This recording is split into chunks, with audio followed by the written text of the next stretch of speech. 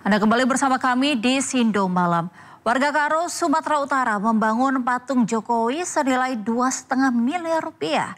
Patung tersebut dibangun sebagai simbol terima kasih atas pembangunan jalan di wilayah Liang Melas Datas.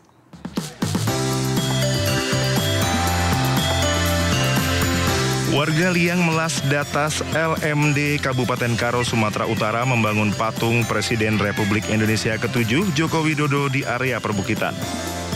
Dengan lahan seluas 2 hektar, monumen Jokowi yang dibangun warga Karo ini menghabiskan biaya sekitar 2,5 miliar rupiah.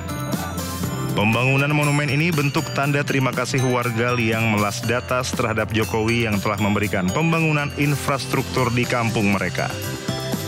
Kalau pembangunan patung, untuk ini patung sudah 100%. Jadi untuk lokasi patung yang kita namakan ini tamannya, atau yang di lokasi patung ini adalah amphitheater, ini sudah mencapai 75-80%. Nah, jadi mungkin sekelilingnya lagi ini kan akan dipenuhi menjadi tanaman-tanaman jeruk, tanaman buah, dan semua akan dipenuhi lingkungan ini. Yang kurang lebih luas lahan kita ini keseluruhan adalah 2 hektar. Patung ini menggambarkan Jokowi sedang memegang buah jeruk di tangan kirinya, sedangkan tangan kanan mengepal ke atas. Jeruk ini menyimpan kisah terkait masyarakat Karo dan Jokowi. Warga Liang Melas Datas pernah mengirim 1 truk penuh buah jeruk ke Istana Kepresidenan di Jakarta pada 3 Desember 2021. Dari Kabupaten Karo, Sumatera Utara, Eka Hetriansyah, iNews melaporkan. Pemirsa, PDI Perjuangan mempersilahkan Presiden ke-7 RI Joko Widodo masuk Partai Solidaritas Indonesia sebab Jokowi sudah dipecat dan bukan lagi kader PDIP.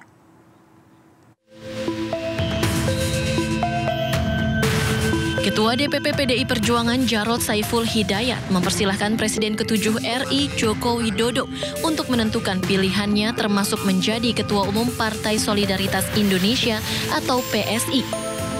Jarod menegaskan Jokowi sudah dipecat dan bukan lagi kader, sehingga PDI Perjuangan tidak akan ikut campur terhadap keputusan politik Jokowi. Tapi kita nggak ngurus. Tapi PSI bilang Pak Jokowi berkemungkinan untuk menjadi ketum, tapi harus masuk kader PSI dulu. Oh, itu urusannya Pak Jokowi ya, kan dia juga bukan kader PDI Perjuangan, kan sudah dipecat dari PDI Perjuangan ya, jadi silakan gitu ya. Sebelumnya, nama Jokowi dan putranya, Kaisang Pangarep Santer, dikabarkan masuk bursa calon Ketua Umum PSI. Dari Jakarta, Tim Liputan iNews melaporkan. Sebelumnya, Presiden ke-7 RI Joko Widodo bicara mengenai peluang dirinya menjadi Ketua Partai Solidaritas Indonesia. Dirinya masih memperhitungkan peluang kemenangan jika mendaftar maju sebagai kandidat Ketua Umum PSI. Ketua PSI. Ketua Umum PSI, Pak. Iya, masih dalam kalkulasi. Jangan sampai kalau nanti misalnya saya ikut, saya kalah.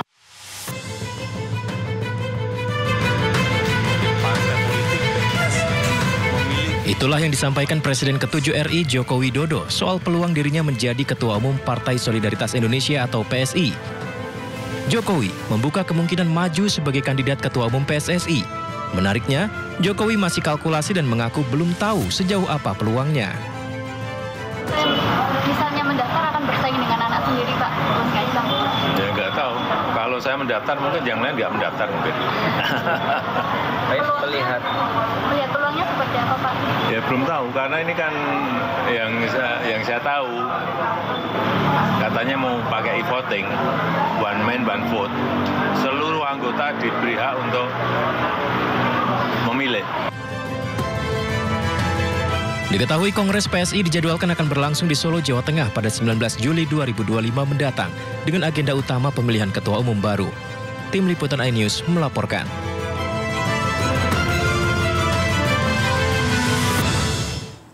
Sementara itu pengamat politik Henry Satrio mengatakan bahwa persentase Joko Widodo menjadi ketua umum PSI sangat tinggi.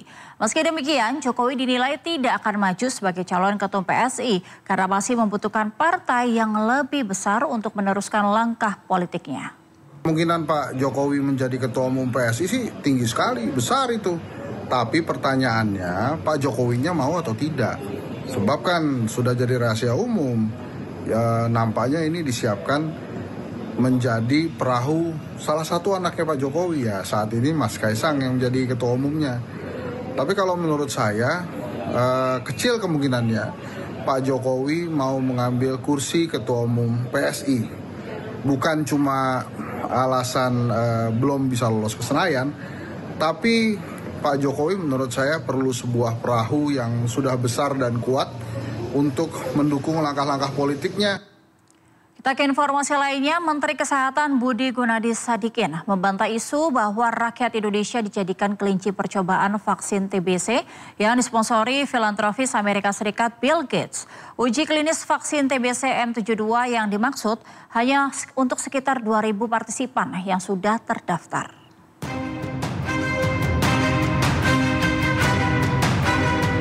Rencana pelaksanaan program uji klinis vaksin TBC M72 yang disponsori Bill Gates melalui Gates Foundation menimbulkan kecurigaan publik. Sejumlah narasi beredar menyebutkan Indonesia dijadikan kelinci percobaan vaksin TBC. Membuat sebagian masyarakat meragukan keamanan vaksin itu karena dikaitkan dengan sosok Bill Gates dan kabar temuan kasus di India yang menelan korban jiwa. Faktanya vaksin M72 bukan diproduksi oleh Gates Foundation. Vaksin ini dikembangkan oleh perusahaan GlaxoSmithKline yang telah berpengalaman di bidang vaksin. Saya ada beberapa klarifikasi yang saya sampaikan, Bu. Ini bukan vaksin Bill Gates. Ini vaksin yang buat adalah perusahaan GlaxoSmithKline yang memang benar-benar ahli dalam membuat vaksin. GlaxoSmithKline melihat, vaksin ini vaksin buat negara miskin. Walaupun banyak yang bisa diselamatkan, buat dia mungkin untungnya kurang besar, jadi dia mau berhentikan prosesnya. Karena uji klinis level 3, clinical trial level 3 itu mahal. Gates Foundation melihat, ini kan walaupun buat negara miskin yang meninggal 1 juta lebih setiap tahun, tinggi sekali. Jadi mereka meneruskan pembiayaannya, bukan yang membuat vaksin ini. Itu perlu diklarifikasi. Vaksin TBC M72 saat ini masuk dalam fase uji klinis tingkat lanjut fase ketiga yang akan digelar 5 negara, termasuk Indonesia yang melibatkan 2.095 partisipan. Uji klinis fase 3 merupakan tahap paling penting untuk memastikan keamanan dan efektivitas sebuah vaksin. Di Indonesia proses ini akan diawasi oleh WHO, BPOM, dan Kemenkes dengan mengikuti standar protokol internasional secara ketat. Dari Jakarta, Galuh Pandu, Dias Triawan, iNews melaporkan. Kasus tuberkulosis atau TBC di Indonesia masih menjadi masalah serius. Indonesia menempati posisi kedua dunia kasus TBC dengan perkiraan jumlah kasus 1 juta kasus. TBC di Indonesia saat ini diperkirakan mencapai 1 juta kasus baru per tahun dengan 134.000 kematian tiap tahunnya. Artinya ada 2 orang meninggal dunia akibat TBC per 5 menitnya.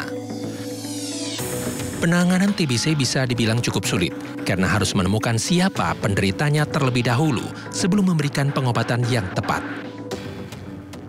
Nah, pengalaman kita untuk nemuin 1, kita mesti ngetes 10, jadi dari 10 ketemu 1, 10 ketemu 1. Jadi bayangin kalau untuk dapat 1 juta kita mesti screeningnya 10 juta orang. Jika penderita TBC sudah ditemukan, bisa langsung diberi pengobatan teratur dalam jangka yang cukup panjang. Faktanya tingkat keberhasilan hanya 80% saja, sisanya 20% yang tidak berhasil, kebanyakan karena pengobatan terputus, sensitif obat, atau juga karena resisten obat. Dengan uji klinis fase ketiga vaksin TBC M27 di Indonesia, Kementerian Kesehatan berharap bisa mempercepat pemberantasan penyakit TBC di Indonesia. Nah, Indonesia masuk kenapa? Supaya kita bisa tahu cocok nggak dengan orang Indonesia. Kalau misalnya nggak cocok, masih bisa diperbaiki vaksinnya, sehingga kalau keluar nanti bisa mengobati orang Indonesia. Nah, proses uji klinis ini itu ada standar dunianya, kita nggak bisa nentuin. Pandangan berbeda datang dari Menteri Kesehatan 2004-2009 Siti Fadila Supari. Siti Fadila yang dikenal keras terhadap WHO saat merebaknya kasus flu burung di Indonesia 2007 lalu tidak serta-merta setuju dengan rencana uji klinis vaksin TBC di Indonesia. Nah itu dia, saya belum menemukan scientific base-nya. Kenapa TBC di Indonesia harus divaksin? Menurut saya, kalau Anda pengen menurunkan angka tuberkulosa di Indonesia untuk tahun 2030, 5 tahun lagi, itu dengan eradikasi. Eradikasi itu memberantas orang yang sudah sakit TB atau mengobati orang yang sakit TB secara komprehensif.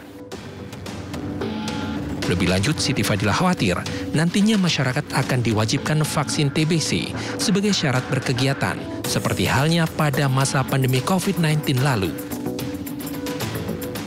Saya khawatirnya sebetulnya begitu lihat Bill Gates ingat vaksin COVID, aduh nanti jangan-jangan masyarakat semua disuntik, mau ke mall harus punya tanda suntik, mau kemana-mana harus disuntik. Nah itu yang menakutkan masyarakat. Dalam keterangan tertulisnya, Kementerian Kesehatan menyebut uji klinis vaksin TBC di Indonesia diberikan pada 2095 partisipan yang sudah terdaftar dan melalui berbagai tahapan sebelumnya. Selain uji klinik vaksin TBC Bill Gates, Menkes Budi Gunadisadikin juga dikritik oleh 158 guru besar Fakultas Kedokteran Universitas Indonesia. Para akademisi menilai kebijakan Menkes Budi ikut andil dalam penurunan kualitas pendidikan kedokteran di Indonesia dan juga pelayanan kesehatan. Berseru pernyataan resmi guru besar Fakultas Kedokteran Universitas Indonesia tentang situasi terkini pelaksanaan pendidikan dan pelayanan kesehatan di Indonesia. Kami, para guru besar Fakultas Kedokteran Universitas Indonesia, menyampaikan keprihatinan mendalam atas kebijakan kesehatan dan pendidikan kedokteran dari Kementerian Kesehatan yang berpotensi menurunkan mutu pendidikan dokter dan dokter spesialis sehingga akan berdampak langsung pada kualitas pelayanan kesehatan masyarakat. Alasan keprihatinan kami, yang pertama, pendidikan dokter dan dokter spesialis tidak dapat disederhanakan. Menjadi seorang dokter bukan sekedar menjalani pelatihan teknis, melainkan melalui suatu proses pendidikan akademik yang panjang, ketat, bertahap, sesuai filsafat kedokteran yang mendasari pelayanan kesehatan oleh seorang dokter. Pendidikan terbaik dilakukan di Fakultas Kedokteran dan rumah sakit pendidikan yang menjalani pendidikan dan penelitian sesuai standar global. Yang kedua, menanggapi hal itu, Menteri Kesehatan Budi Gunadisadikin mengatakan reformasi kesehatan bertujuan untuk memperluas akses masyarakat terhadap pelayanan kesehatan di seluruh pelosok Indonesia. Menkes juga membantah menimbulkan kesan negatif terhadap profesi dokter. Dalam melakukan transformasi ini, karena dulu terjadi ketidakseimbangan dari kepentingan mana yang paling dominan dalam ekosistem kesehatan, sekarang kan bergeser kan, kita geser bahwa kepentingan masyarakat lah yang harus kita utamakan. Pasti akan terjadi ketidaknyamanan, ya. Loh saya dulu bisa begini kok sekarang enggak, ya. Karena bergeser. Kepentingannya, kebijakan kita dibikin lebih ke kepentingan masyarakat. Itu yang nomor 2, pasti akan terjadi. Yang nomor 3, Kementerian Kesehatan sangat membuka diri kalau ketidaknyamanan ini terjadi untuk berkomunikasi.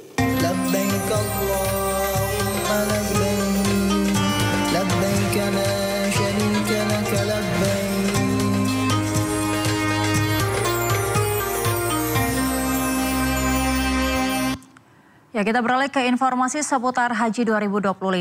Gelombang 2 jamaah calon haji asal Indonesia akan tiba pada 17 hingga 31 Mei 2025 di Bandara King Abdulaziz International Airport di Jeddah, Arab Saudi.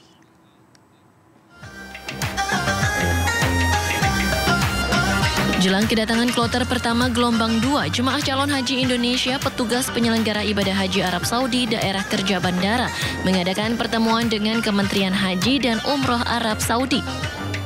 Pertemuan ini penting demi mempermudah jalur kedatangan jemaah calon haji asal tanah air. Untuk jamaah, kesiapan jamaah, kami meminta jamaah untuk sudah berikhram sejak dari tanah air, sehingga kami tekankan kepada seluruh PBI embarkasi agar menyampaikan kepada jamaah haji untuk berikhram sejak dari Indonesia. Kenapa mereka harus berikhram dari Indonesia? Karena seluruh layanan yang ada di Bandara Arab Saudi saat ini menggunakan layanan yang harus cepat sampai ke kota tujuan. Kalau di Jeddah harus segera sampai ke Mekah, meskipun bukan melalui jalur fast track, sehingga memang sudah tidak ada lagi waktu yang tersedia bagi jamaah untuk berikhram di Bandara Jeddah seperti zaman dulu. Jemaah calon haji gelombang 2 diimbau sudah menggunakan ihram sejak embarkasi agar jemaah cepat sampai kota tujuan setibanya di Arab Saudi. Dari Jeddah, Arab Saudi, Ramdhani, iNews melaporkan.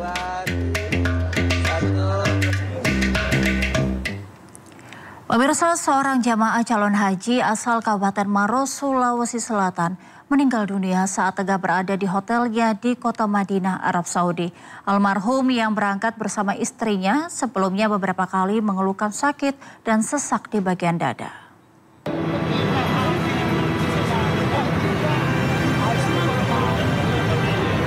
Kesedihan mendalam dirasakan Mumining Uding saat melepas jenazah suaminya, Rahmat Slamet, 55 tahun, untuk dikebumikan di pemakaman Baki, kota Madinah, Arab Saudi.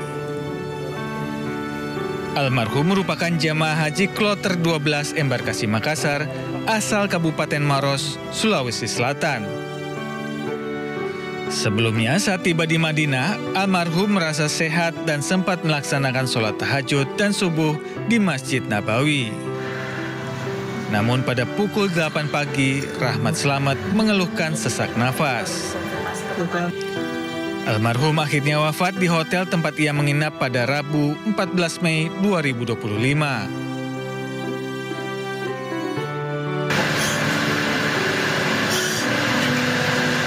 Rasa duka juga dirasakan oleh orang tua dan anak sematawayangnya yang berada di Kabupaten Maros, Sulawesi Selatan. Info dari istri beliau bahwa sementara diinfus, habis sholat subuh, pulang dari sholat subuh beliau sesak nafas, kemudian tensinya sempat turun 73 per 8 ya, pokoknya sampai 73, tensinya itu sampai 73, makanya diinfus sama petugas medis di sana. Kemudian tidak lama dapat lagi info kalau tidak ada perubahan bakal dirujuk ke rumah sakit, tapi tidak sempat dirujuk, beliau meninggal. Almarhum Rahmat Slamet merupakan ASN di Kabupaten Maros yang menunggu selama 15 tahun untuk ke Tanah Suci. Dari Kabupaten Maros, Sulawesi Selatan, Wahyu Ruslan, iNews melaporkan.